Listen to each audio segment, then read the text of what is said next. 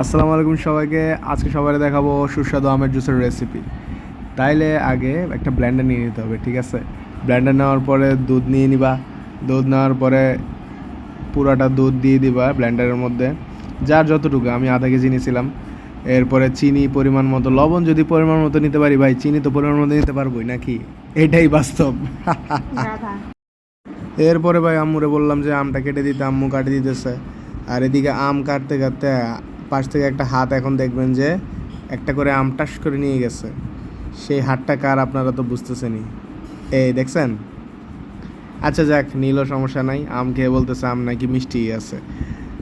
এরপরে আমি আস্তে আস্তে সবগুলো আম দুধের মধ্যে দিয়ে দেই। আম দেওয়ার পরে দুধের কালারটা যে ভাই সেই রকম একটা কালার হয়েছে, দেখার মতো। পরে ব্লেন্ডারটা গিয়ে ছাইরা দিলাম।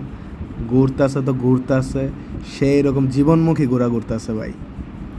জীবনমুখী ঘোরা ঘুরতে ঘুরতেই হয়ে গেল আমগর জুস, এটাই বাস্তব।